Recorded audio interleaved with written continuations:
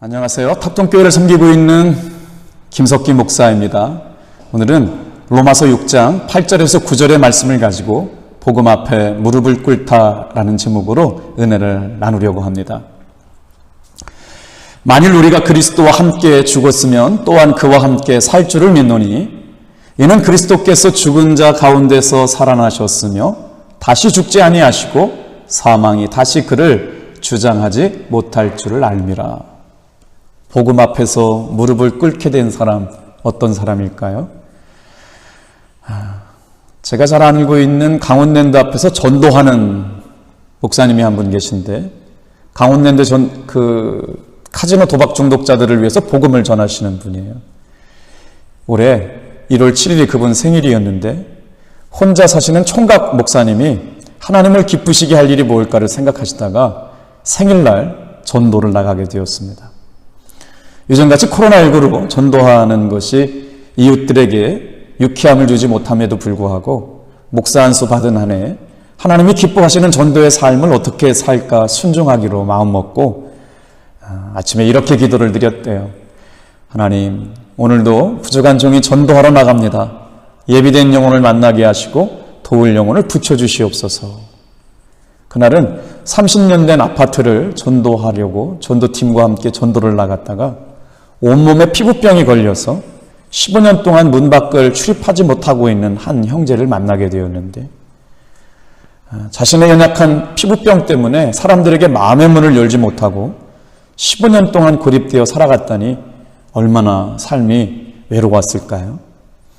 다행히 문을 열어주셔서 집안에 들어갔다가 전도자들은 충격에 휩싸일 수밖에 없었습니다.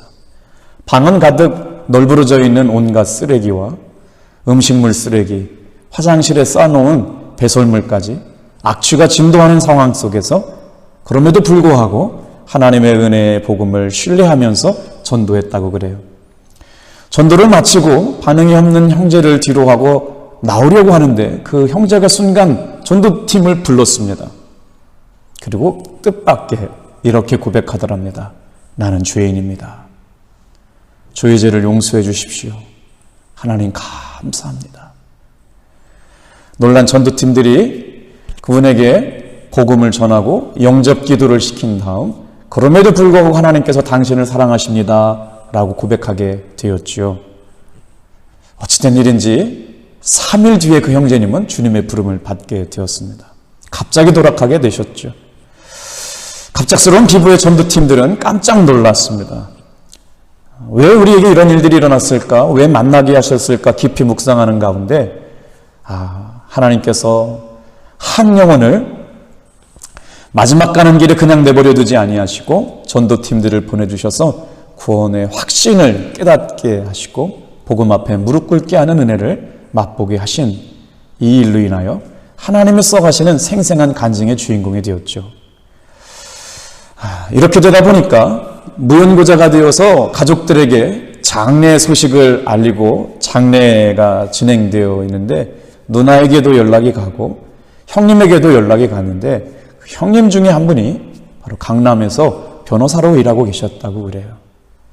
우여곡절 끝에 가족들과 함께 장례를 지내는데 그날 불렀던 찬양이 찬송가 606장이었습니다. 가사가 이렇습니다. 해보다 더 밝은 저 천국 믿음만 가지고 가겠네. 믿는 자 위하여 있을 곳 우리 주 예비해 주셨네. 찬란한 주의 빛이 있으니 거기는 어둠이 없도다. 우리들 거기서 만날 때 기쁜 낮 서로 대하리. 광명한 하늘에 계신 주 우리도 모시고 살겠네. 성도들 즐거운 노래로 영광을 주 앞에 돌리네.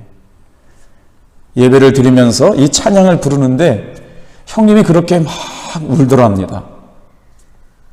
그 동생은 피부병 때문에 갑작스럽게 주님의 부르심을 받았는데 가족으로서 돌보지 못해서 아파트에다가 고립시켜 놓고 주마다 때마다 시마다 음식을 보내주는 자신들의 삶이 주님 앞에 회개가 되었다지요. 그 일로 인하여 어떤 역사가 일어나느냐? 동생은 그렇게 갑작스럽게 주님의 부르심을 받았지만 안티 기독교인처럼 예수 믿는 사람들을 그렇게 욕하고 저주하고 핍박했던 그 변호사님이 동생의 죽음을 통해서 예수를 믿게 되는 놀라운 은혜가 있었습니다. 그분이 뭐라고 얘기하냐면 이렇게 얘기했대요. 나는 피부병 걸린 동생이 부끄러워서 보기 싫어서 먹고나 살라고 택배로 음식을 보내주었습니다. 음식이 반겨진 박스만 보내면 어떻게 사는지 죽는지 돌아보지도 못했는데 오늘 여러분은 진짜 성경에서 말하는 사람들처럼 예수 믿는 사람들의 삶의 모습이 이런 거라고 하는 걸 보여주셨습니다. 만약 예수님 믿는 사람들이 이런 사람이라면 저는 오늘부터 여러분이 믿는 그 예수를 믿겠습니다 라고 고백했다는 거예요. 예수 믿는 사람들이 모이는 교회가 이런 교회라면 나도 이 교회를 다니고 싶습니다. 그래서 강남에 살고 계시는 그 변호사님이 그 다음 주일부터 저 강원도에 있는 정선의 세일교회를 3시간에 걸려서 예배를 나오고 있다는 얘기를 들었습니다. 계시록 3장 20절 말씀에 이런 말씀이 나옵니다. 볼지어다 내가 문 밖에 서서 두드리노니 누구든지 내 음성을 듣고 문을 열면 내가 그에게로 들어가 그와 더불어 먹고 그는 나와 더불어 먹으리라. 인생에 어떠한 위기 앞에 있든지 간에 하나님께서는 구원하시기로 작정하신 사람들을 예수님의 복음 앞에 무릎 꿇게 하실 때가 있다는 것이죠. 그때 어떤 일이 일어나게 될까요? 오늘 저와 여러분들은 누군가의 전도를 통해서 예수를 믿게 되었고 예수님의 은혜의 복음 앞에 무릎을 꿇게 됨으로 말미암아 예수의 사람이 되었습니다. 그 은혜를 생각해 볼 때마다 우리가 두 가지 말씀을 꼭 잊지 않았으면 좋겠는데 바로 복음 앞에 무릎을 꿇고 회개하고 돌아오는 사람들에게 살리시는 은혜가 임했다라고 하는 것입니다. 오늘 여러분의 마음의 상태는 어떤가요? 복음의 핍박자가 되었던 사람이 복음의 전달자가 되었던 사도 바울의 모습도 그렇습니다. 로마서 6장 8절에서 9절의 말씀을 보니까 만일 우리가 그리스도와 함께 죽었으면 또한 그와 함께 살 줄을 믿노니 이는 그리스도께서 죽은 자 가운데서 살아나셨음에 다시 죽지 아니하시고 사망이 다시 그를 주장하지 못할 줄을 알미로라. 하나님께서 우리에게 하나님을 아버지라고 부를 수 있는 마음을 주시지 않았더라면 우리는 예수를 믿을 수 없었습니다. 하나님을 아는 지식이 없었기 때문에 우상을 숭배하고 하나님을 원망하고 살게 되었죠.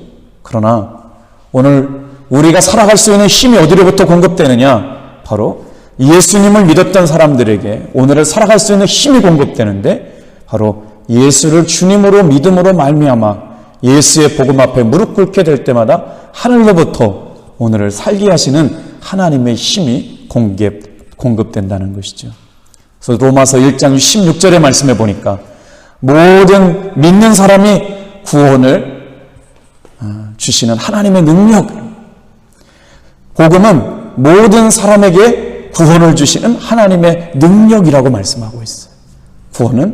복음은 모든 믿는 사람에게 구원을 주시는 하나님의 능력. 이것이 오늘 예수를 믿기만 하면 하나님의 자녀가 되어 살게 하시는 놀라운 비밀입니다.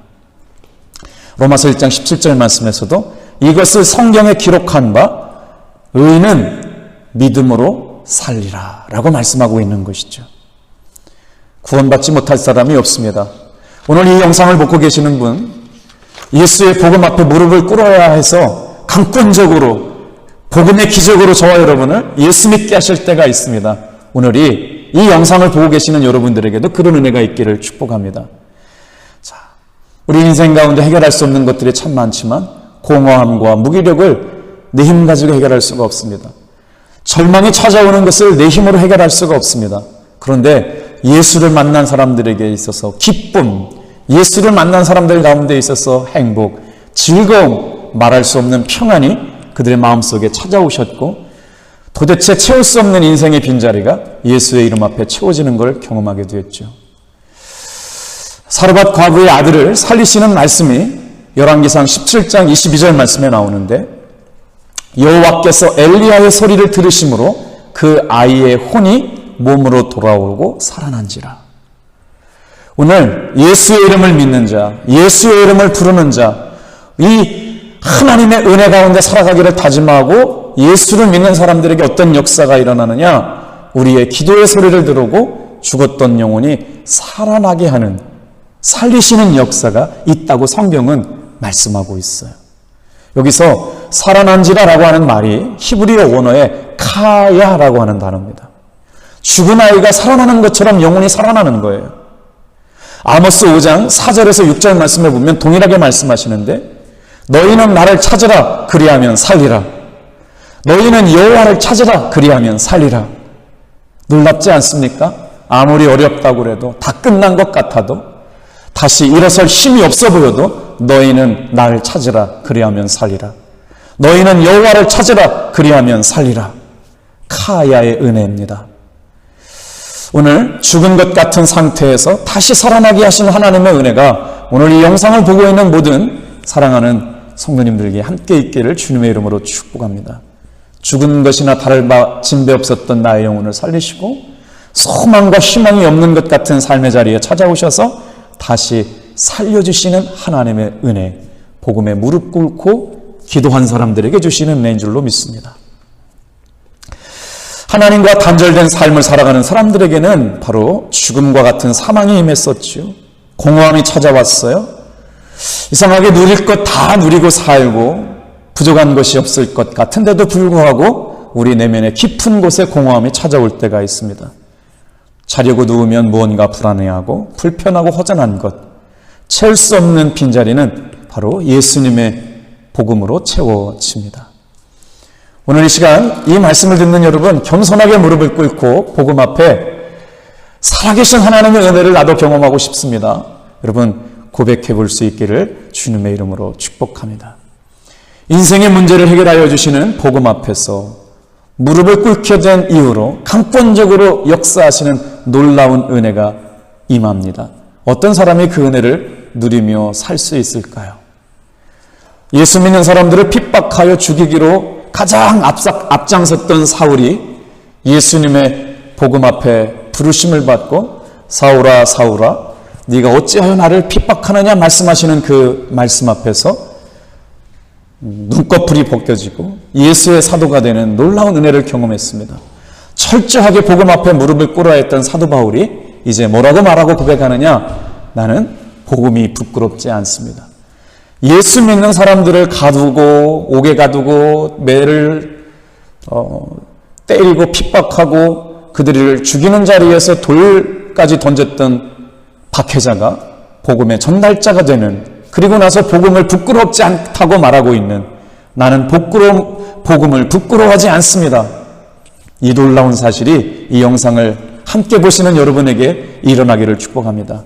왜요? 이 복음은 모든 믿는 자에게 구원을 주시는 하나님의 능력이 되기 때문입니다. 로마 교회는 역사상 가장 비참한 고난을 당했습니다. 313년 기독교가 공인될 때까지 카타콤이라고 하는 지하 무덤에서 300년을 숨어 지내야 했습니다. 그런 교회가 어떻게 300년 동안 복음의 순수성을 잃지 않고 복음의 생명력으로 살아낼 수 있었을까요? 어떻게 그 고난을 견디며 일어설 수 있었을까요? 예수님의 복음 안에는 살리시는 은혜가 있습니다. 복음 안에는 부끄럽지 않게 하는 은혜가 있습니다. 오늘도 이 영상을 바라보시고 보게 되신 분이 계시다면 이 당신의 영혼을 부르시는 주님의 음성인 줄로 알고 겸손하게 무릎을 꿇고 여러분 기도해 보십시오. 주여 나의 영혼을 불쌍히 여겨 주옵소서. 나의 공허함과 인생의 문제를 돌아보아 주옵소서. 기도하게 될 때 하나님의 살리시는 은혜를 맛보게 될 줄로 믿습니다. 이런 충만한 은혜가 있기를 예수님의 이름으로 축복합니다. 빛이 있으라.